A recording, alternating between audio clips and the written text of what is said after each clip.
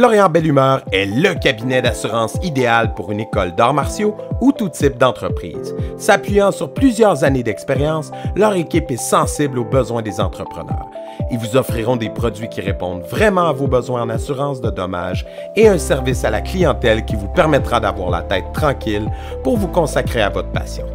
Composez le 1-877-472-0078, mentionnez Guerrier Podcast pour être dirigé vers leur équipe de spécialistes. Les cicatrices nous rappellent d'où on arrive. Les combats qu'on doit livrer quand le destin chavire. Guerrier, on fera ce qu'il faut pour la famille. Cœur de lion, œil de tigre, on a la paix dans la mire. The battles are never ending, I know. But we will get up and get on with the fight. And we'll do whatever for what is right. Just put your trust in us, in us. Cette semaine, entretien avec un guerrier, je reçois deux frères, le duo des frères Paquette, du groupe Dojo d'arts martiaux, qui est situé principalement, corrigez-moi si je me trompe, sur la rive sud de Québec. C'est bien ça, les gars? Exact.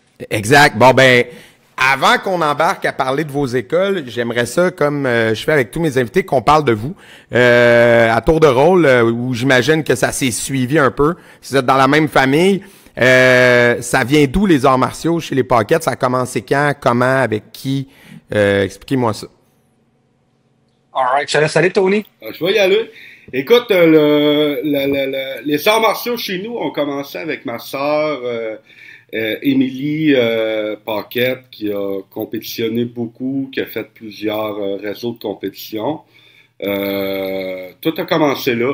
Ensuite, mon papa a suivi et a commencé à faire ces arts martiaux-là. Et moi, j'ai suivi. Mon frère a suivi.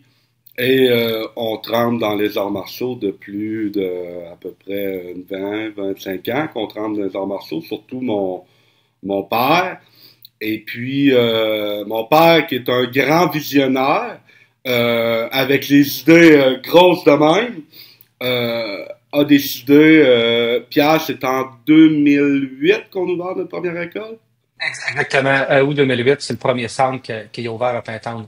Okay. A ouvert les premières écoles et c'est là que notre parcours a parti dans les arts martiaux. Pour ma part, c'est comme ça que ça a commencé. OK. Puis, si vous pouvez juste me situer un peu, c'est quoi parce que là, en grattant sur vos pages, j'ai vu, c'est du Kenpo que vous enseignez, fait que join the club. Mais ça vient d'où? Parce que c'était qui le prof de votre sœur ou peu importe, c'est quoi la racine historique un peu là, du groupe Dojo d'arts martiaux? Là? C'est ça qui m'intéresse. Là. Si on remonte un peu. Là. Je te laisse aller, Pierre. Yes, en fait, ma sœur, elle a commencé ben avant que le groupe soit créé. En fait, puis elle avait commencé à faire du karaté Studio Oni à l'époque. Et ma sœur, en fait, est ceinture noire Studio Oni. Mais on remonte là, de quand même plusieurs années. Ouais. Et par la suite, là, par l'entremise de des gens de Kempo, on a passé nos ceintures noires en Kempo, nous aussi. Et on est devenu Dojo d'arts martiaux aussi avec le programme de Kempo. Donc, comme la plupart des écoles de Kempo au Québec, là, c'est pas tous les écoles de Kempo, on s'entend, là, il y a tout le temps une petite racine là, qui est pas loin là, de M. Clermont-Poulain et les Studios Oni. Fait qu'un peu quand on remonte là, à la genèse de ça, ma soeur Émilie était ceinture noire Studio Oni il y a au moins 25 ans de ça, là, assurément. OK. Parfait. Fait qu'on est des cousins éloignés, on va dire ça de même. Et voilà, c'est en plein. OK. Ouais, parce qu'il y a comme deux branches principales au Québec. T'as comme la gang de Jean-Guy Angèle, mais quand encore là, si tu remontes, ça finit par se rejoindre, là, mais qui font un style qui est un peu différent de ce que nous on fait puis de ce que vous faites. OK, parfait. Fait que ça me situe un peu. Donc c'est du Kenpo. Puis vous autres, là, vous avez quel âge? Je me permets de vous le demander parce que vous êtes clairement plus jeune que moi, là. Fait que vous avez quel âge, les boys? Ça, c'est une question que je réponds jamais, en fait. non, on fait des farces. En fait, moi, j'ai 24 ans.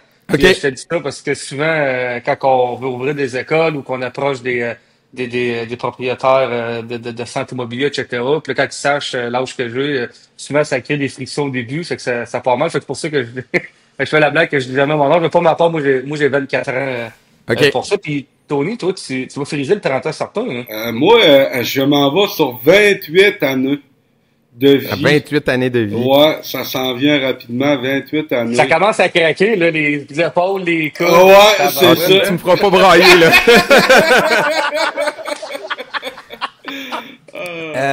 OK, cool, ça me situe un peu. Puis là, donc, vous autres, à l'âge que vous avez, à quel moment c'est devenu comme votre aventure à vous de continuer ça, l'entreprise? Parce que vous êtes vraiment, on vous voit comme à l'avant-plan, vous êtes les deux têtes d'affiche, on va dire. Est-ce que je me trompe? Est-ce que votre père, il continue d'être impliqué ou c'est vraiment vous deux qui a pris le relais de ça? Mon père était encore très impliqué, si on veut. Il est encore là, puis il y a des parties là, de l'organisation qui sont encore à lui. Ça, c'est tout bien. C'est juste qu'il y a une certaine époque, avant la COVID, en fait, il y a l'époque avant la COVID, après la COVID, puis avant la COVID, ça doit arriver à plusieurs personnes. Tu sais, les gens allaient pas faire du karaté chez Dojo d'Arts martiaux, ils allaient faire du karaté avec Martin. Le monde disait ça de même. Fait que là, quand tu disais, tu fais du karaté où? Ben, je fais du karaté avec Martin dans Bellechasse. Puis là, quand les gens, il y avait des références, mais va avec Martin. Puis il va avec Martin, puis tu sais, c'était comme là à se poser la question, tu sais, souvent on dit est-ce que tu es capable de scaler quelque chose, puis c'est scalable quand c'est relié à une personne? Non, habituellement, il faut que les gens reconnaissent le groupe avant de reconnaître un peu être rejoint une personne. Fait qu'on avait comme un peu dit, regarde, on va comme retirer l'avant-plan de Martin, on va plus pousser l'image d'Ozo d'Arts martiaux. Puis à partir de ce moment-là, ben, la marque a commencé à plus se faire connaître dans notre région, puis de plus en plus, on s'est réveillé avec les gens parler de Dojo d'Arts martiaux au lieu de Martin Paquette, exactement. Puis super cool, qui est mauvais, puis on voulait pas le tasser, c'était juste une stratégie pour faire connaître une marque et aller chercher de l'expansion plus rapidement, plus facilement aussi. Fait qu'on est arrivé vers là. Puis là, dernièrement, on a recommencé parce que cours de marketing 101, personal branding, c'est quelque chose qui est quand même super pertinent. À ce temps, les gens, ils achètent plus une histoire, ils achètent plus une philosophie. Est-ce qu'une histoire, une philosophie, ça passe par un brand, ça passe souvent par les gens derrière le brand. Fait qu'on se met un petit peu, sans dire qu'on veut se mettre en avant de la marque, on essaie de rester en arrière de la marque, mais on parle plus avec des Facebook personnels si on veut, ou on fait de la vidéo, puis on essaie de parler de nos directeurs, nos franchisés aussi, parce que veut pas, on achète tout le temps l'humain derrière la marque et derrière l'école avant d'acheter l'école et tout ça. Fait que c'est un peu vers là que ça s'est passé. Mais tu sais, mon père est encore, là, pour revenir à la question, il est encore très impliqué, mais il est plus là, il est moins là côté, comment je pourrais dire, opérationnellement au day-to-day. Ouais. Exactement. Il donne encore, en fait, il donne plus de cours qu'il en donnait avant. On dirait que quand t'es dans l'organisation, ce qui est le fun à faire, on se le cachera pas, c'est d'enseigner puis d'être avec les membres. Fait qu'il y a comme tout un peu débarqué l'aspect, on va appeler ça business casual. Par rapport à ça, puis il donne surtout des cours et il s'est gâté depuis cette année. Il a décidé que l'hiver, il partait en Floride 75 jours. Fait que il profite de ça, puis nous autres, on continue à rouler l'organisation, les membres, puis essayer de donner des cours pour offrir le meilleur service qu'on peut faire. Là. OK, cool. Puis, si je reviens un peu à votre parcours d'arts martiaux en tant que pratiquant, vous autres, quand vous étiez jeunes, est-ce que c'était comme automatique d'embarquer là-dedans parce que la grande sœur est là-dedans, papa est là-dedans, ou il y a quelque chose, qu'est-ce qui vous a accroché, vous deux respectivement, dans le fond, dans la pratique des arts martiaux? Ben, écoute, quand on a commencé tout jeune, ben, la famille y va, fait qu'un moment donné, tu dis, ben, moi aussi, fait que tu t'embarques dans ce parcours-là. Quand on était tout jeune, écoute, pour ma part, moi, j'ai toujours aimé le combat, le point fighting, ces affaires-là. Fait que c'est quelque chose qui est venu me chercher plus au début. Mais en évoluant puis en montant dans dans les arts martiaux, ben maintenant tu te rends compte des bienfaits que ça t'apporte. Tu te rends compte, tu sais, moi je recule là, si je recule d'une vingtaine d'années, j'aurais jamais parlé à personne, je rentrais à quelque part, tu sais, si j'aurais pu rentrer dans le mur, j'aurais rentré dans le mur. Bon, aujourd'hui, je rentre à quelque part, puis fier de moi, de pas être gêné de tendre la main à quelqu'un, de bonjour, comment ça va, se faire des amis, et tout. Fait que, tu sais, puis c'est l'exemple que je vais me servir quand je vais enseigner à mes élèves. Tu sais, au début, quand ils arrivent, papa, maman te demandent, c'est quoi le bienfait que ça va donner, c'est quoi que ça va apporter à mes enfants. Puis je prends ce petit bout d'histoire-là pour expliquer que, écoute, moi, là, au début, là, j'aurais pas parlé à personne, puis maintenant, regarde, là, je suis fier de moi, je suis content de te voir, faire un beau sourire. Fait qu'avec les années, tu comprends ce que ça apporte, les arts martiaux, puis les bienfaits. Puis écoute, moi, je pense que les arts martiaux, il y aura jamais assez de gens qui vont pratiquer les arts martiaux. Parce que les arts martiaux, ça te permet vraiment de devenir une meilleure version de toi-même, une meilleure personne de toi-même. Ouais. Puis toi, Pierre? Moi, je suis pas capable de me rappeler quand j'ai commencé, en fait. Je sais que j'avais commencé quand j'avais 4 ans. Fait que, tu sais, c'est qu'est-ce qui m'a attaché à cet âge-là et tout. Ça, je suis pas capable de me souvenir. J'ai comme l'impression que le karaté et les arts martiaux, ça a été comme partie de ma vie tout le temps. Au même titre que tu te brosses les dents tous les jours, ça fait partie de ça. Puis, tu sais, j'ai comme l'impression que ça a tout le temps été une habitude, ça a tout le temps été quelque chose qui m'a fait du bien. Fait que j'ai tout le temps continué là-dedans. Puis, tu sais, comme Tony, il mentionne, les arts martiaux, c'est quelque chose qui a changé ma vie complètement. Là, tu sais.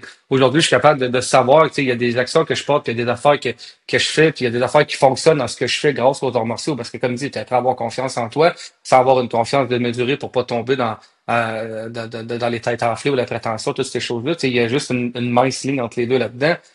Savoir comment être respectueux, comment savoir se faire respecter, respecter les autres, c'est toutes des choses que c'est les arts martiaux qui nous ont appris ça. Puis je ne crois pas que en tant que personne ou en tant qu'organisation, si on n'aurait pas eu les arts martiaux, puis c'était bien fait là qu'on s'est fait transmettre dès le début, je pense pas qu'on serait là en tant que personne, puis même en tant qu'organisation, parce que tu sais, ça change la vie, ça a changé notre vie, ça change la vie de nos membres, ça a assurément changé la tienne, puis ça change assurément celle de tes élèves à toutes les semaines, puis ça, j'ai aucun doute là-dessus, puis il y a personne qui va me faire dire le contraire, fait que non, ça a tout le temps été partie prenante de mon quotidien, les arts martiaux. Ouais. OK, cool. Puis, dans le fond, le switch de vous qui est pratiquant à vous qui dirige, ça s'est fait comment, quand? Parce que là, Ça a vous été, êtes à la tête, là, maintenant, dans le fond. Oui, on est les trois, en fait, à la tête là, ça s'appelle Gestion Dojo. En fait, on a plusieurs branches là, dans l'organisation là-dedans, puis tu sais, pour être honnête, on est actionnaire de ça avec notre père en part égale, tout le monde. Puis je te dirais que tu sais, le switch, il s'est fait, en fait, sensiblement aux alentours de 2020. Quand que le COVID est arrivé, puis ça n'a pas rapport à la COVID, on était comme rendu là un peu. Moi, je terminais mon cégep. Je débutais à l'université, puis ça a tout le temps été clair dans ma tête que je voulais comme ramasser un peu le patrimoine que mon père avait bâti. Puis tu sais, à cette époque-là, c'est loin d'être ce que c'est aujourd'hui là, euh, le groupe. Puis moi, j'avais des très grosses ambitions. Fait que moi, je disais à mon père, on va faire des franchises. Mon père disait non, on fera pas de franchise, c'est beaucoup de travail, on sait pas comment faire. Là, j'étais là, ouais, à un moment donné, on va essayer quelque chose. Puis en tout cas, bref, c'est ça pour dire qu'on est arrivé à dire, regarde, on pourrait faire des franchises, puis commencer à pousser la machine. On a un beau concept, on a un beau programme dans la région. Paf, la COVID est arrivée. Tout ça est arrivé, puis après ça, on a tout fait comme les espèces d'ajustements qu'il faut faire légaux pour dire, bon, ben là, on est actionnaire, et que voici comment ça fonctionne, tout le monde fait ses affaires. La COVID a quitté aux alentours, ben, j'avais quitté sur plusieurs années, si on veut, mais tu sais, aux alentours de comme 2022, c'était comme Dojo d'Arts martiaux 2.0, si on voulait. Et là, on avait repris un peu les devants de l'entreprise. Puis mon père, tranquillement, pas vite, il se mettait plus à l'arrière, puis il breakait un petit peu pendant que nous autres, on continuait à donner du gaz. Fait que ça a comme été un bon timing parce que la pandémie a comme permis de pas clore une ancienne méthode ou de quoi d'ancien, mais ça a comme permis de commencer de quoi de nouveau avec quelques changements qui a fait du bien pour le groupe Dojo d'Arts martiaux. Et tranquillement, pas vite, ça s'est fait comme ça. Puis aujourd'hui, on fait ça de notre quotidien, puis on a la chance de gagner notre vie avec ça. Là. Ouais, c'est cool. Dis-moi donc, qu'est-ce qu'il y a dans l'eau sur la rive sud de Québec? Là, pour pas la nommer, là, mais comme la famille Abatiello dans la restauration, là, vous autres dans les arts martiaux. Et genre, c'est comme connu, là, comme la Beauce, la rive sud, c'est très entrepreneurial, mais genre, Ouais. ça vient d'où, ça? C'est Mon comment, père, ouais, vas-y donc. mon père est un homme qui a commencé tout jeune. Lui, il a commencé dans le domaine de la restauration au début. Puis tout jeune, je pense à ses 16 ou 17 ans ou 18 ans, je me souviens plus trop, a déjà commencé à avoir son propre restaurant, puis après un autre restaurant, puis il a toujours été dans le domaine d'entrepreneurial, puis toutes ces choses-là. Puis nous autres, on a été élevés comme ça, écoute, il y a ça à faire, on le fait, puis Tu sais, souvent, mon père, il va me dire, t'as le temps de dormir, t'as le temps de travailler. Fait que, tu sais, on a tout le temps été élevé dans ça, puis écoute, on carbure tout un peu à ça, là, chez nous, là, on est tous, tu sais, au groupe d'Aujourd'hui dans Martiaux, on est vraiment choyés comme famille. Tu sais, tantôt, t'as parlé du groupe des gens Salvatore. Ben, on est choyés, nous aussi, parce que dans l'entreprise familiale, oui, à la tête, il y a mon frère, il y a mon père, il y a moi. Mais écoute, on a nos deux sœurs qui sont avec nous. On a une de nos sœurs qui a 2 centres à elle. Après ça, à Maison-Mère, on a une autre sœur qui est avec nous. Et ma mère qui supporte tout le noyau familial puis s'assurer que tout reste là. Elle a une grosse job. Mais tu sais, on est toute la famille dans ça.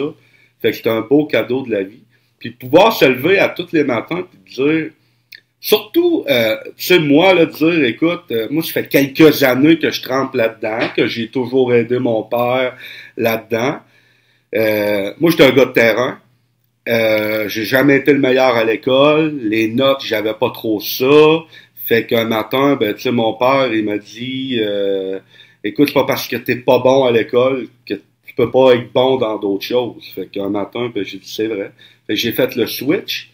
J'ai rentré à temps plein avec mon père. Fait qu'au début, je travaillais pour mon père, j'enseignais pour mon père.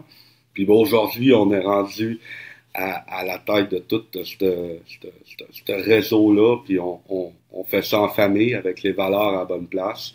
Puis à tous les matins qu'on se lève, on se pince pour dire, ouais, j'ai 28 ans, puis je gagne ma vie avec ma passion. Je la gagne bien, je suis heureux. Je peux rien demander de mieux. On a gagné à la loterie, tout ça. On a gagné à la loterie. Puis tu sais, t'en as parlé, vous avez parti un peu avant la COVID, puis le 2.0, on va dire, après la COVID. Comment vous avez vécu ça, vous autres? Parce que, on va se dire, là, tu sais, ça a fait mal, les ouvre ferme. Je vois au yo-yo avec nous autres pendant plusieurs mois. Et là, c'était bien le fun, l'aide financière, mais là, en ce moment, c'est toc, time to pay back, là, on est rendu là. Fait que comment vous réussissez à garder la tête hors de l'eau, puis au lieu de vous dire hey, c'est pas facile les écoles d'arts martiaux, de se dire hey, on va expansionner dans ce era-là.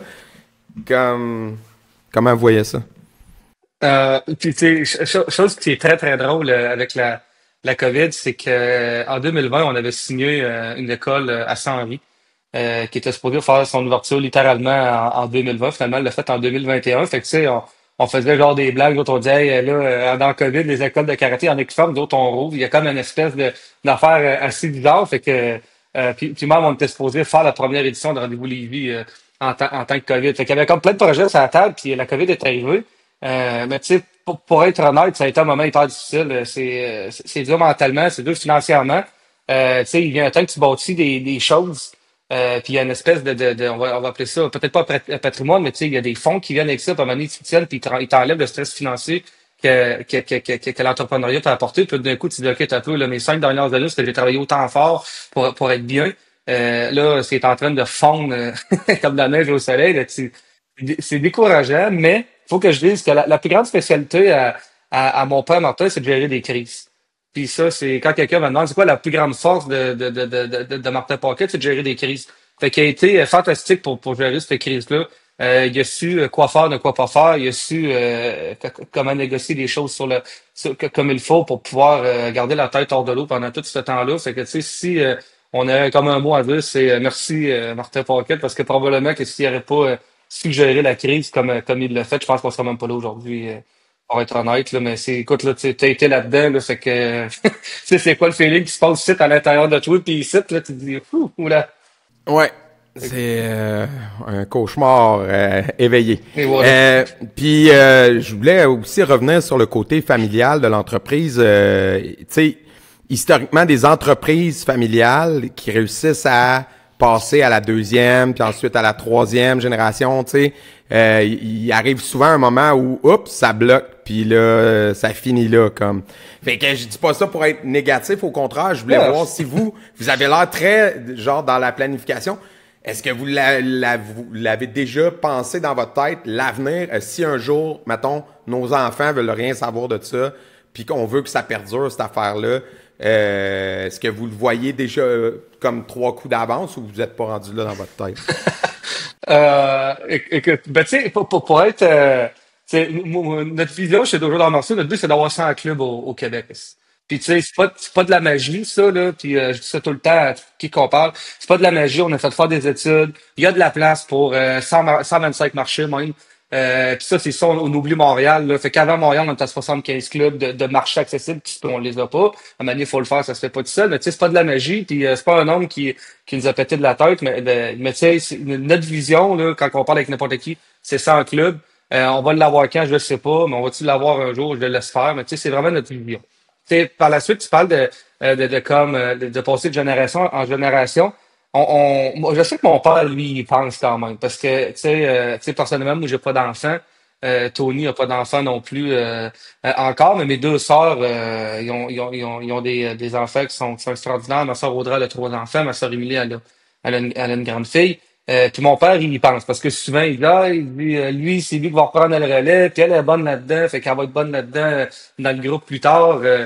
C'est sûr que si on pourrait avoir des gens qui reprennent le flambeau de nos enfants dans le futur pour pouvoir continuer ça, c'est sûr que ça serait fantastique parce que tu sais, le bébé que tu bâtis à un moment donné, tu veux le garder avec toi même si t'es moins là. Mais je te dirais qu'on n'est pas encore rendu là Ouais. Encore trop par jeune. rapport à ça. Là, Hein? on est trop jeune encore. On est encore Ben non, trop c'est jeune. ça, c'est tout jeune.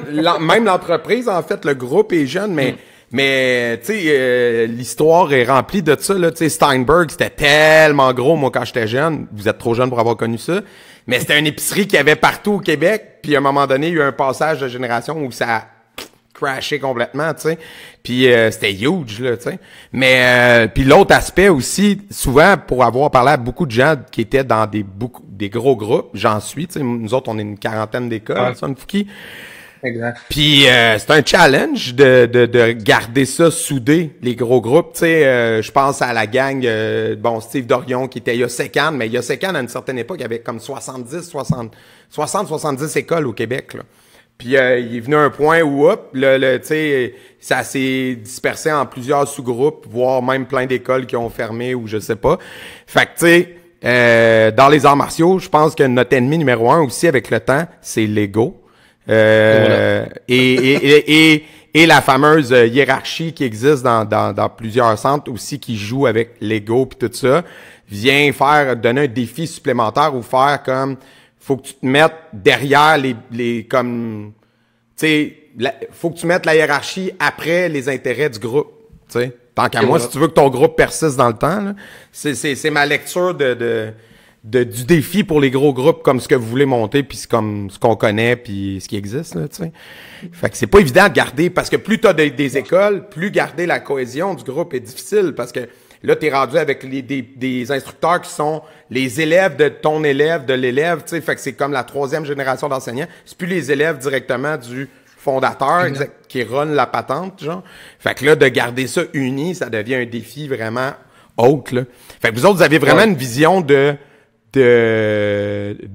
groupe, mais de groupe, je sais pas comment vous voyez ça, de garder ça avec une cohésion, parce que on fait pas de la pizza, tu sais. Si on était les Abatiello, ça serait facile parce que tu dis, mon franchisé, sa seule job, c'est de suivre ma recette, vendre ma recette parce qu'elle est bonne, elle marche, c'est de la pizza. Mais un centre d'arts martiaux, c'est, t'as beau y implanter ta recette dans un autre centre, ce qui va faire le succès, c'est pas tant ta recette, c'est la personne qui va la porter sur place, ta recette. Et voilà. Tu me suis? Parce que les gens rentrent peut-être pour ta recette ou ton programme ou ton contenu, mais ils vont rester pour la personne qui la porte localement. Et voilà. Et voilà. C'est très bien dit. Puis t'as raison. Puis tu sais, faut savoir que quand les gens ils rejoignent un groupe qui est plus petit, ils te rejoignent parce qu'ils cherchent de la proximité. Fait qu'il va être proche de la personne qui dirige ou va être proche, là, on dit ça le gros cadre entre nous autres, il va être proche du gros cadre. Puis quand les gens rejoignent un groupe qui est plus gros, ils recherchent de la stabilité. Fait qu'à un moment donné, les besoins de tes personnes, ils changent à un certain moment. Puis c'est vrai, tu sais, faut pas te le cacher, là, c'est un business people qu'on a. Fait qu'à un moment donné, là, faut savoir bien recruter ton franchisé ou ton directeur de dojo, la personne qui te moi, je pourrais dire qu'il faut venir rejoindre ton groupe. Parce que souvent, comment je pourrais dire, on se le cachera pas, là, en arrière de ça s'appelle du franchising. c'est de la franchise, puis faire du franchising pour Starbucks Coffee ou faire du franchising pour Pizza Salvatore ou ce concept-là, il change pas. Il change pas, puis il y a des bases. Puis le problème des fois, c'est qu'on oublie ce concept-là en arrière. Fait que tu sais, il y a vraiment des méthodes pour garder ton groupe avec une certaine cohésion. Je les ai jamais faites. Je sais qu'il y en a. Tu me dirais, c'est quoi les méthodes? T'es-tu un spécialiste là-dedans? Non. Tu sais, on a une dizaine de clubs. On est loin d'en avoir 25, 30, puis on est même très, très loin d'avoir une quarantaine de clubs. Et il y a des façons de le faire. Puis il y a des façons de créer des niveaux hiérarchiques qui est différent, qui est peut-être pas par rapport au grade, mais qui est peut-être par une espèce de directeur de territoire, que lui, le directeur de territoire, était proche de la tête dirigeante, qui fait partie un peu des meubles. Fait que tu sais, t'es peut-être pas proche du fondateur ou quelque chose du genre, mais t'es quand même connecté à quelque chose de bien. Après ça, les personnes que tu recrutes, est-ce que c'est des personnes qui fit dans ton système? Probablement que ça crée un manque de cohésion, parce que des fois, puis là, je dis pas que les gens font ça, puis les gros réseaux font ça, mais des fois, quand tu recrutes pas les bonnes personnes, il y a un manque de cohésion. Mais quand lui est dans un territoire où il y en a 5 autres autour, est-ce qu'il vient créer un certain problème dans ton hub? Assurément, c'est pas une mauvaise personne, c'est juste une bonne personne à mauvaise place. Fait que il y a beaucoup de, ça part souvent des bases. Des fois, quand que tu t'avances dans ton projet, on a de l'inexpérience, puis ça, on le sait. Puis à un moment donné, il vient un temps, ton bateau est gros, puis là, tu passes d'un voilier qui est facilement agile à un paquebot qu'il faut que tu déplaces. Mais là, ce paquebot, ça prend du temps à déplacer, ça prend du temps à refaire. Fait que, tu sais, oui, c'est difficile. Est-ce que ça se fait? Oui. Aux États-Unis, première martial arts, ils ont 255.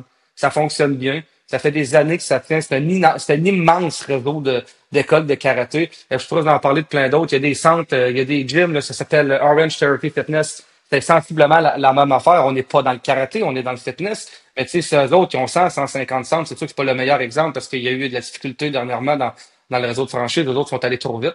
Mais tu sais, dans un gym, je m'excuse de t'interrompre, dans un gym, encore là, je vois pas ça de la même façon que les arts martiaux. Parce que les arts martiaux, il y a beaucoup une question de valeur derrière ça, puis tu sais, tu véhicules pas juste un entraînement physique, là, tu travailles tu travailles dans la tête des gens. Je voulais pas dire joue dans la tête des gens, mais tu travailles dans la tête des gens, puis dans le cœur du monde. Puis, fait que dans le fond, c'est là où ce que ça devient un défi supplémentaire, parce que de reproduire une formule de gym d'entraînement, c'est facile. C'est un décor, c'est le choix des machines, coaching, pas coaching, grande surface, service personnalisé. C'est assez un ou l'autre, là, tu sais. Puis tu vas reproduire ta patente partout avec des spécificités. Mais pour un dojo d'arts martiaux, excusez, no pun intended, mais pour une école d'arts martiaux, pour moi, la différence principale, et c'est justement que tu ne vends pas, tu vends pas du savon, tu vends pas de la pizza, tu vends toi en tant qu'instructeur. C'est toi le cœur de ton école. Fait que c'est là où ce que le challenge est différent pour moi, là. Je sais pas ce que tu en penses. Mais moi, là, pour rembarquer un petit peu sur mon frère, Pierre, il y a une chose, nous, ici, là, qu'on travaille très fort puis qu'on s'assure vraiment que ça soit correct, c'est que nos instructeurs, nos directeurs de dojo puis nos franchisés soient bien. Après ça, on va s'assurer le plus souvent qu'on peut de faire des activités, que ça soit à la cabane à sucre ou d'aller faire une activité tout le monde ensemble pour garder garder les gens soudés. Ça, c'est la première chose. La deuxième chose, chez nous, de l'ego, mon père, il aime pas ben ça. Fait que quand il commence à avoir des ballons qui gonflent, lui, ça, c'est sa job un peu, puis c'est plate un peu, mais c'est de péter à ballon. Puis de s'assurer que tout le monde est là. Mon frère, moi puis mon père, quand on rentre dans un dojo, qu'on va voir des membres ou qu'on va voir des instructeurs, oui, dans les arts martiaux, il y a la hiérarchie. Sensei, Renshi, Shihan. La chose, par exemple, chez nous, on est accessible et on parle à tout le monde. C'est pas parce qu'on a des ceintures noires avec des dames dessus puis qu'on va continuer à évoluer qu'à un moment donné, le monde ne peut plus nous parler ou peuvent plus... Fait que tout le monde est accessible, puis à un moment donné, à discuter avec les gens, puis ils voient que, OK, oui, c'est le Shihan, OK, oui, c'est le Renshi, OK, ça, c'est le fondateur, mais on est capable de discuter, on est capable de jaser, puis on est capable de jaser aussi de autre chose que les arts martiaux. Fait que ça, chez nous, c'est la règle numéro 1, que toute ma famille, on s'assure de garder bien important pour pouvoir essayer de garder le plus possible notre groupe soudé. Ça, c'est... Est-ce qu'on a la recette gagnante? Non. Est-ce qu'on a raison sur toute la ligne? Probablement pas. Est-ce que ça marche chez nous? Oui, ça marche. Puis là, je vais me faire l'avocat du diable parce que, dans le fond, je fonctionne dans un groupe qui ressemble au vote.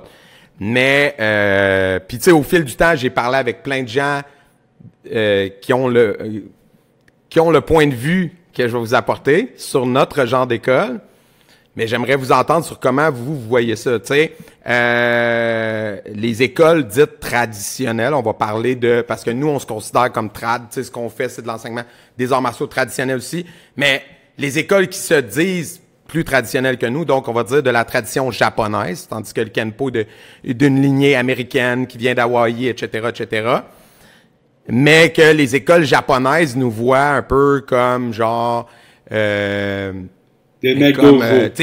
Les mecs dojo, c'est commercial, là, c'est cheap. Ouais, c'est ça. Et ce concept-là, à la base, pour moi, après ça, je vous laisse aller, je vais avoir votre vision, mais à la base, importer ça au Québec, c'est complètement ridicule parce que ici, il y a quand même des normes qui existent. Je suis conscient qu'aux États-Unis, c'est un peu free for all. T'es pris dans des contrats genre éternels. Les prix sont pas... Tu sais, ici, il y a des normes. Là, quand tu as un contrat dans un centre sportif, tu peux sacrer ton camp n'importe quand. Il y a plein d'affaires que tu peux pas faire, que tu peux faire aux États-Unis. Les instructeurs, on est obligé d'être, tu sais, le PNCE, il y a des normes, là, un back-check d'antécédents criminels, toutes ces affaires-là. Puis, souvent, ce qui est drôle, tu sais, c'est que les gens qui transportent cette vision-là par rapport aux écoles de Kenpo ont jamais mis les pieds dans nos dojos ou nous ont jamais parlé à des pratiquants de Kenpo.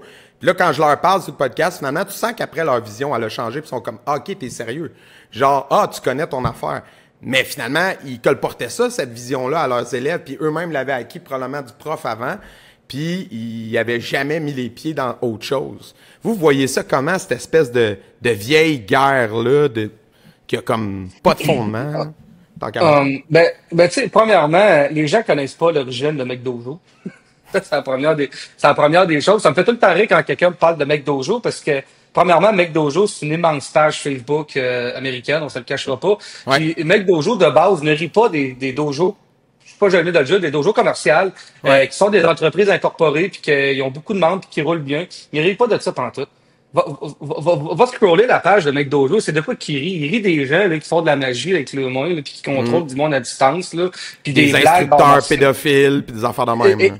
Il rit de des instructeurs qui font des affaires qui sont vraiment pas logiques. Tu sais, je reviens encore avec mon exemple de base, quelqu'un qui essaie de maîtriser quelqu'un à distance. C'est ça, McDojo. Mais je sais pas si c'était passé, les gens ils ont associé ça à des entreprises commerciales qui ne font ça que pour l'argent et toutes ces affaires-là. Puis des fois, j'ai envie de dire à ces gens-là, toi, t'as un dojo le soir? Je dis, ouais, OK.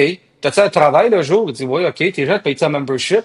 Ouais. Puis là, OK, c'est moi qui fais ça pour l'argent. On gagne nos vies là-dedans. On n'a pas une job en plus. Peut-être toi, finalement, qui le fait plus pour l'argent parce que tu as une job le jour puis tu vas donner des cours le soir. Parce que si tu voudrais vraiment pas faire ça pour l'argent, tu te lancerais puis tu ferais ton travail temps plein. Fait que, tu sais, les gens qui parlent de McDojo puis des dojos traditionnels, je pense que c'est des gens qui n'ont pas suivi l'avancement. Tu sais, on n'est plus dans les époques d'arts martiaux où c'est très militaire, où les gens sont là avec des nez cassés. On n'est plus là, c'est plus ce que les gens recherchent. Puis tu sais, à un moment donné, pourquoi c'est pas bien de répondre aux besoins de la communauté, d'avoir un impact dans la communauté qui est positive, premièrement, qui est énorme parce on a la possibilité d'avoir beaucoup de gens. Pourquoi ça, c'est pas correct? Mais les gens, par contre, quand ils regardent des entreprises, comme là, Salvatore, pour les parler, ou qu'on parle de des gens comme Starbucks Coffee, les gens ils disent pas, hey, c'est de la merde, ils font rien que ça pour l'argent. Pourquoi on a ça dans les arts martiaux, puis on n'a pas ça là-dedans, puis pourquoi qu'il y a pas ça dans les centres de yoga, puis tu sais pourquoi c'est dans les arts martiaux? Parce qu'il y a des gens qui n'ont pas suivi le bateau, ou des gens qui n'ont pas sauté dans le wagon quand il est arrivé, ou peut-être des gens qui sont juste jaloux parce qu'ils savent pas comment faire. Je sais pas. Mais tu sais. Mais écoute, si je vais mettre, moi, je te donne mon 2 cents, vous me direz ce que vous en pensez, là. Pour avoir parlé à des gens qui viennent de groupes, là, tu sais, souvent on a l'impression que les arts martiaux traditionnels, tout le monde est dans le respect, tout le monde est dans l'humilité. Puis là, quand tu commences à leur parler, tu te rends compte que lui je l'haïs, lui je l'aime pas, lui c'était mon prof mais j'y parle plus. C'est que ça là, c'est que ça. Et il y a même des histoires de fédérations de karaté traditionnelles japonaises que s'ils te pognent à aller t'entraîner dans un autre, tu fais juste aller, tu veux découvrir un nouvel art martial, tu t'en vas t'entraîner ailleurs puis tu te fais pogner, t'es banni. Tu sais, comme s'ils te voient en photo aller t'entraîner ailleurs, là, tu peux pas prendre des photos dans ton autre dojo parce que là, il faudrait pas que mon autre prof le voie. C'est comme, cette vieille mentalité-là, elle existe dans ces fédérations-là aussi. Il y a de plus en plus de gens, d'écoles qui se désaffilient de Karaté Québec parce qu'ils trouvent ça trop politisé puis trop, clic. Puis, tu sais, puis j'aurais aimé ça parler à des gens de Karaté Québec. Ça fait 5 ans que je leur offre de venir, puis ils viennent pas. Fait que là, je vais me permettre de le dire. T'as pas le droit, Tant pis. Pas le droit de venir. Non, mais c'est ça. Puis, au final, il y a des chicanes, il y a des dojos traditionnels comme ça qui sont de pied de qualité, comme il y en a des excellents aussi. J'en ai reçu plein des écœurants sur mon podcast. Puis, la seule affaire, c'est que back then, tu sais, quand il n'y avait pas Internet, ben le prof un peu tout croche, il pouvait se partir une école, aller s'acheter, une ceinture chez Jucado, chez Contact Sport, ceinture noire, merci, bonsoir, puis il s'ouvre un dojo, puis il claim, puis... Mais à ce temps-là, tu peux pas tricher comme ça, là. Ça va être vérifié super vite. L'Internet, les gens y ont accès. Si le prof dit de la merde sur ses cours, puis il dit, le karaté, ça vient, je sais pas moi, il dit, ça vient de Mongolie. Je m'excuse, les élèves, ils vont le savoir en 2 minutes. C'est googlable. Ils écoutent, Jesse Camp, puis ils savent, là, que... Voilà. Tu sais, la vérité sur les armes du Kobudo, la vraie histoire. Fait arrête de dire tes vieux mythes, pis dis les vraies affaires parce que tes élèves y ont accès à l'information, tu sais. Fait que, tout ça pour vous dire, vous autres, est-ce que c'est quelque chose que vous avez vécu, ça, comme, surtout en partant un groupe encore? C'est-tu quelque chose que vous avez entendu, vécu? Le sentez-vous, ça? Premièrement, toutes les semaines. Premièrement, au Québec, il y a une chose, c'est que quand quelqu'un réussit, il y a beaucoup de jaloux autour. Fait que ça, c'est très, très fort. Moi, de mon côté, si quelqu'un réussit ou qu'il y a quelqu'un des arts martiaux qui a développé quelque chose, moi, au contraire, je suis fier de la personne, puis je suis content de la personne. Des gens meilleurs que nous dans les arts martiaux, il va tout le temps en avoir. Puis c'est correct de en avoir tout le temps parce que les arts martiaux, c'est l'histoire d'une vie qu'on va toujours avoir à apprendre de plusieurs gens. Fait que moi, ça, c'est un peu ma façon de voir. Est-ce qu'il y a des gens qui ont dit ce que vous faites, blablabla? Oui. Est-ce que ça me dérange? Pas pantoute. Je m'en fous parce que toute ma vie, il va y avoir des gens autour de moi pour me dire que là, j'ai pas bien fait ou que j'ai pas fait mon coup de poing exactement comme ça devait être. Ben, j'ai pas la prétention de dire que je sais tout, puis j'ai pas la prétention de dire que c'est la raison pour laquelle à tous les années, on est encore en stage, on est encore à apprendre des meilleurs. Je regarde, moi et mon frère, on part cet été pour une semaine s'entraîner, que c'est vraiment juste pour nous. OK, si je ne l'ai pas parfaitement, ben je continue à évoluer parce que... Fait que moi, c'est un peu ma vision. Puis le mec dojo, si je reviens un peu à ce que Pierre il disait tantôt, moi je me dis, OK, je suis un mec dojo, OK, mais jusqu'à temps, tu sais, la personne qui va te dire ça, qui va charger un abonnement, puis qui va avoir un profit qui revient au bout de ça, ben, au final, toi aussi, tu es un mec dojo, là, parce que tout le monde ramasse de l'argent là-dedans. Puis dans la vie, ben, il n'y a plus rien. La seule différence, c'est qu'il y en a qui réussissent à monter des gros groupes, puis il y en a qui réussissent pas. C'est ça. Parce que leur ego devient gros de même, parce qu'ils écrasent les autres. C'est ça. Et voilà. Ben, assurément que chez Sanfuki, vous avez vécu, vous avez entendu tout ça à grosseur que vous avez, pour le succès que vous avez, là, c'est inconcevable que des gens... On a compté, je ne sais pas si on l'a compté sur le podcast, cette anecdote-là, mais quand il y a eu les Jeux olympiques au Japon, Marie-Ève Dicker, elle a été engagée par RDS pour être commentatrice. Et te dire, genre, les gens affrus là, sur Internet, parce qu'elle, elle vient pas du vrai karaté, ce qu'elle faisait, c'était pas des arts martiaux, parce qu'elle venait de chez nous, tu sais. Puis elle allait être formée, en plus, là, Karaté Québec, il avait dit justement, on va la former pour côté pointage, qu'elle connaisse comment ça marche. Mais c'est pas comme si elle sait pas comment juger un kata, là. Mais là, dans leur tête, puis là, évidemment, les gens qui disent ça vont poster des vidéos d'elle, admettons, qui faisaient du open. Ils vont pas mettre un kata d'elle traditionnel, super beau, super square, super trad. Ils vont mettre quelque chose de open, que le monde va faire ha ha ha, fait du bâton twirling. Fait que, fait que c'est ridicule tout ça. Et pour moi, il y a eu une brisure par rapport, sûrement, puis on est sûrement pas les seuls à penser comme ça, mais avec Karaté Québec, qui s'est pas tenu debout, puis qui a pas genre fait comme, hey, tu sais, tout le monde qui fait des arts martiaux a le droit au respect, peu importe que t'aimes pas sa vision. Si ce qu'il fait, c'est de qualité, c'est bien fait, c'est professionnel, t'as pas à cracher dessus. Puis surtout pas à quelqu'un qui est une championne du monde d'un sport de combat, qui vient du karaté en plus, puis là, elle est choisie pour être commentatrice pour les Olympiques, puis tu craches dessus au lieu de faire comme nice. Tu sais, comme... C'est absurde, là. Exactement, puis tu sais, tu parlais du beau, puis tu sais, des katas open. C'est tough en maudit faire ça, là. Ça prend de l'entraînement, puis tu sais, je regarde ce que tu me disais, Marie-Ève Ducœur, moi je l'ai vu jeune, dans le temps que ma sœur était dans ces réseaux de compétition-là. On voyait tous ces gens-là. Je regarde des gens comme Esteban Tremblay. Écoute, moi, là, je suis pas capable de faire ça. Puis probablement que 95% des gens qui parlent sur ça ne sont même pas capables de le faire. Est-ce que c'est un art martial traditionnel?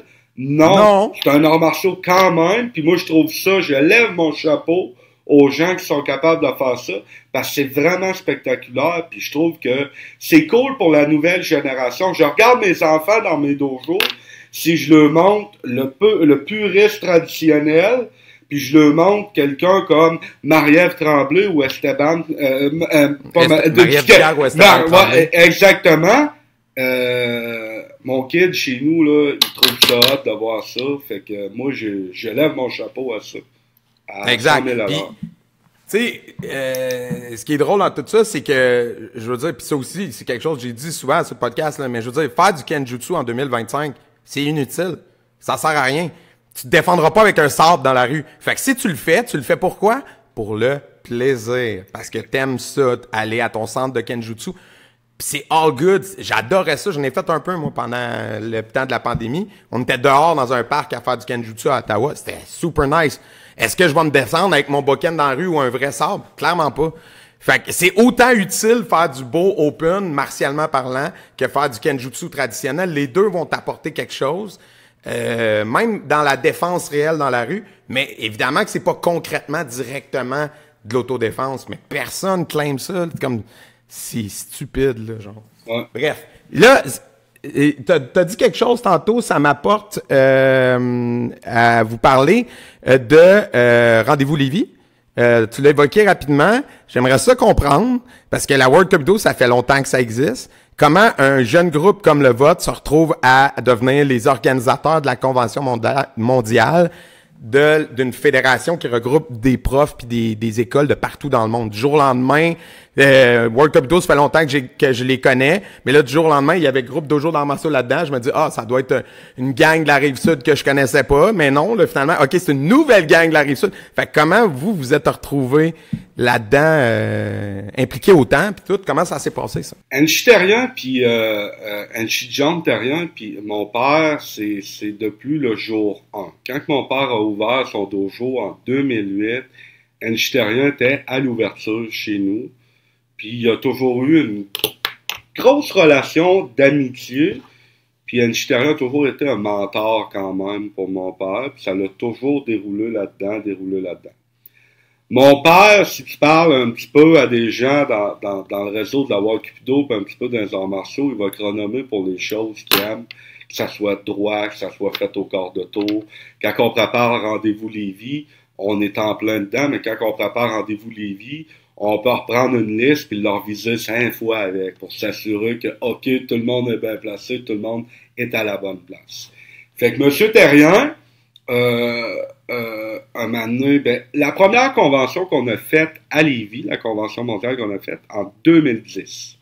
On a fait la première convention qui est au Canada. Ensuite, il y a eu elle de la COVID.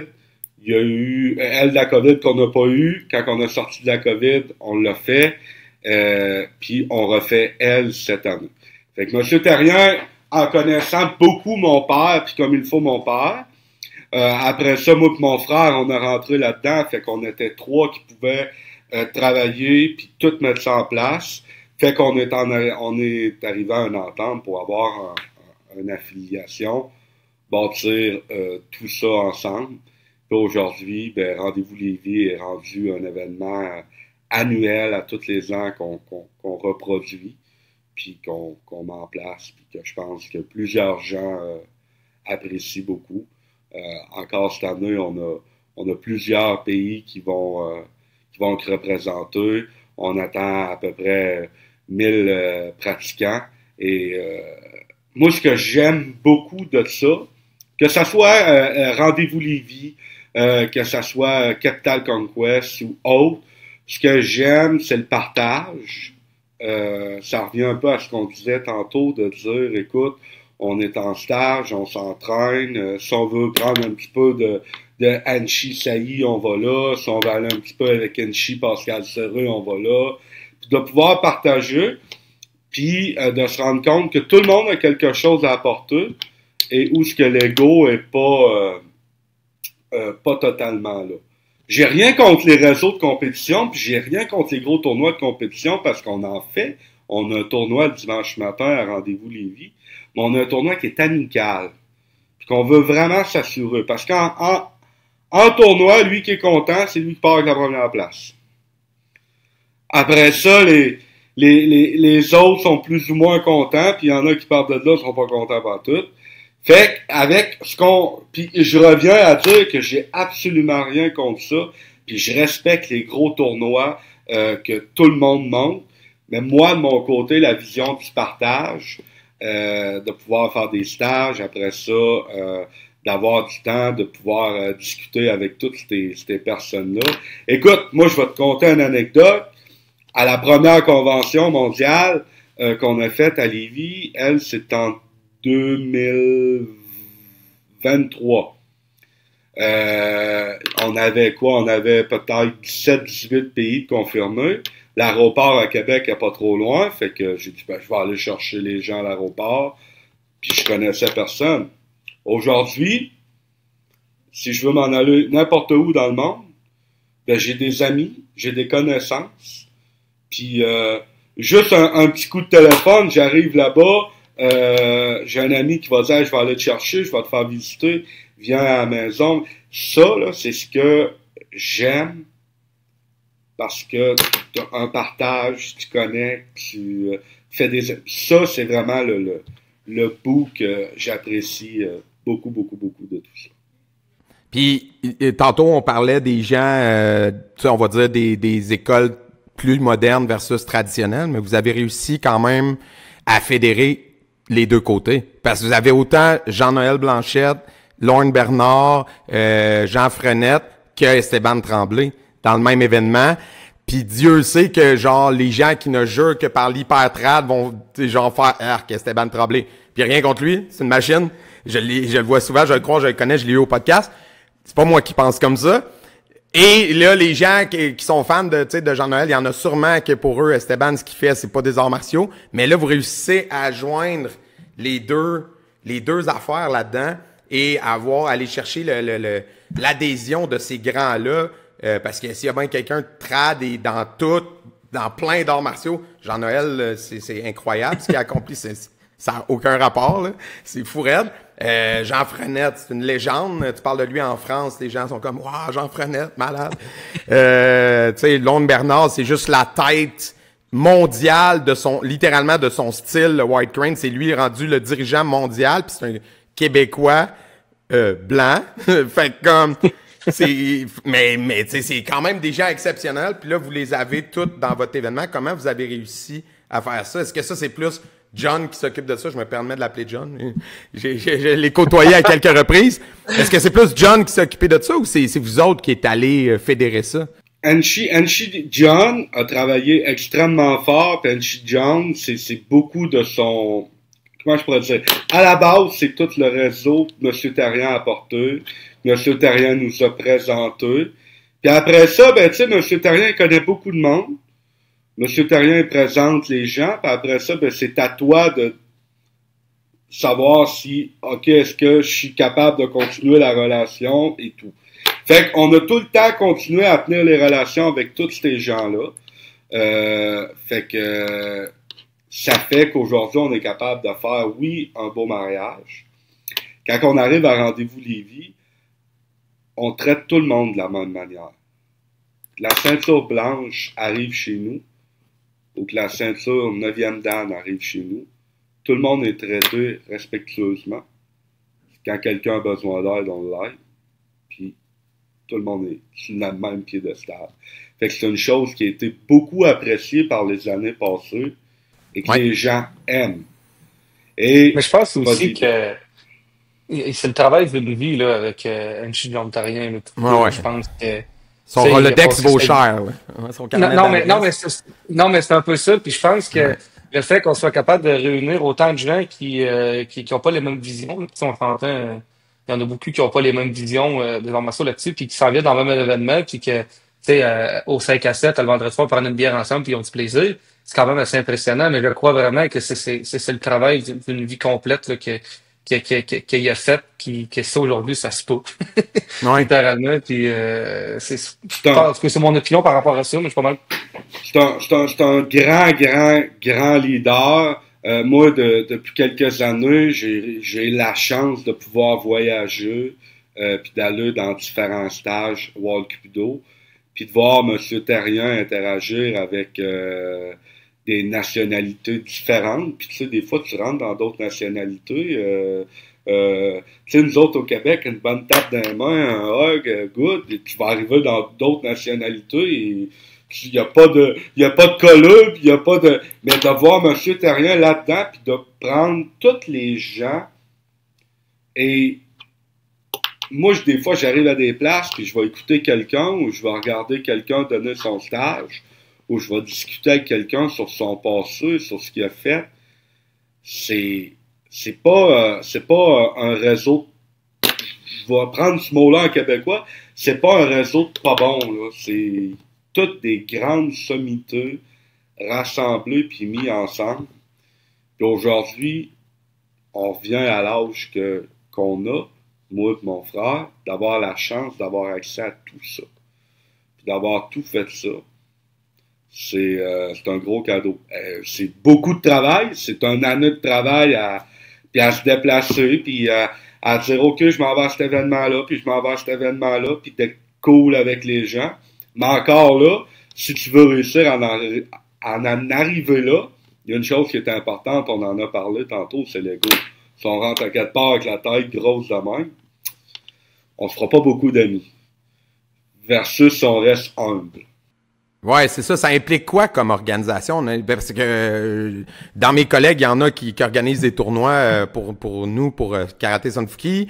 Je le vois que c'est beaucoup de jobs, mais tu sais, eux autres, ça dure une journée. Il y en a que c'est juste nous autres, juste nos élèves. Il y en a que c'est des externes avec d'autres écoles. Là, ça devient plus de jobs. Mais au plus gros, on a comme 600 participants. Vous autres, toi, tu me parles de 1000 qui vont rester 3 jours. Ça veut dire de l'hébergement. Ça veut dire que vos salles que vous planifiez, ça vous prend des infrastructures énormes. Comment vous allez chercher l'adhésion de votre milieu pour organiser ça? On organise dans nos écoles, premièrement, pour permettre à plus de gens possible de participer. Puis on l'a ouvert depuis quelques années dans les écoles externes. C'est une levée de fonds qu'on met en place, qui permet à tous nos membres de pouvoir participer au week-end complètement gratuitement. Fait que, tu sais, quand on arrive au début de l'année, les dernières années, puis encore cette année, on a pris une entente avec la microbrasserie Le Corsaire pour du café. Fait qu'on prend des sacs de café, puis on explique ça à nos gens, puis on lui dit comment ça fonctionne. Ça leur donne 2 journées gratuites, ça leur donne 2 tournois. Puis en plus de ça, ils ont un t-shirt de la Convention mondiale qu'on leur donne. Fait qu'on passe les gens là-dedans, puis déjà au mois d'octobre, on commence à pousser les sacs de café. notre levée de fonds. Fait que le travail commence là. Après ça, tu parles de toute l'hôtellerie.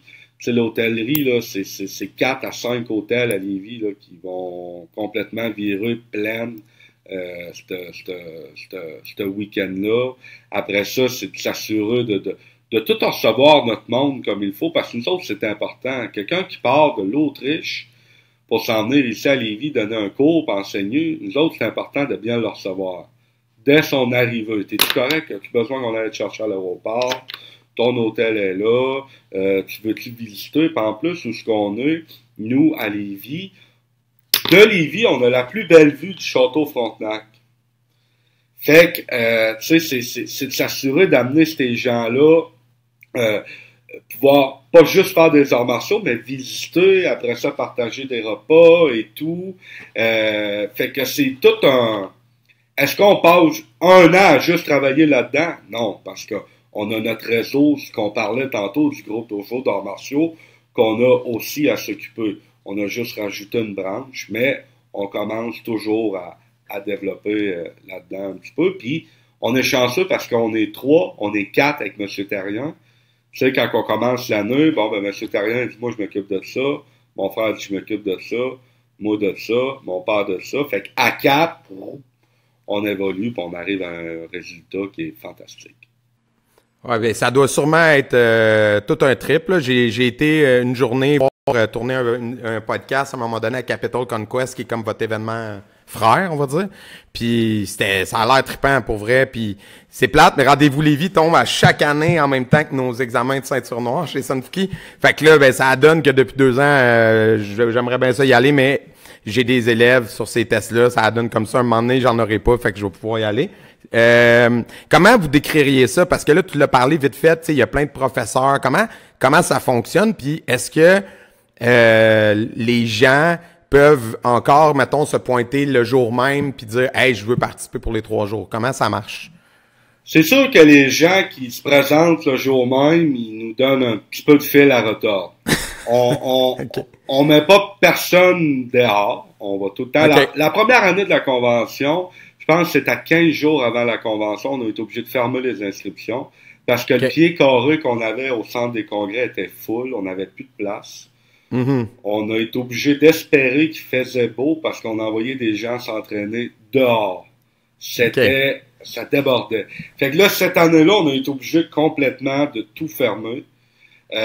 Cette année, il reste quelques places, mais on commence à arriver à manquer un peu de place. On ne refuse pas les gens, mais c'est sûr que les gens qui commencent à s'inscrire plus tôt, ben là, ça nous permet déjà de commencer à prévoir, bon, OK, est-ce qu'on va avoir 30 ou est-ce qu'on va avoir 40 tatamis qui va fonctionner en même temps? Ça nous permet de prévoir tous les instructeurs, parce que si tu as 1000 personnes, à 1000 personnes avec 20 profs, et ça fait du monde sur le tatami pas mal. Fait que, tu sais, tout nous permet de placer tous les instructeurs puis de placer tout ça. Mais, écoute, on ne refuse pas personne en porte, là. C'est un bel événement, puis les gens qui arrivent là, ben, sont contents, sont heureux. Fait que, tu sais, moi, je voudrais pas briser. On s'arrange rendu là. Et voilà, exactement. On n'a pas le choix, on n'a pas le choix. Exactement. OK, cool. Ben, écoutez, les gars, je vous souhaiterais pas bonne chance, parce que je sais que ça va bien aller, là. C'est gros, votre affaire.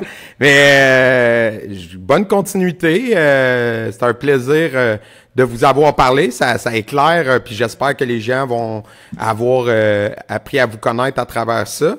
Je vais vous garder pour le segment Patreon, comme on s'était parlé hors d'onde. Fait que si vous voulez en apprendre plus sur les frères Paquette, sur des questions complètement par rapport avec ce qu'on vient de discuter, abonnez-vous, patreon.com/Guerrier Podcast. Ben, c'est ça.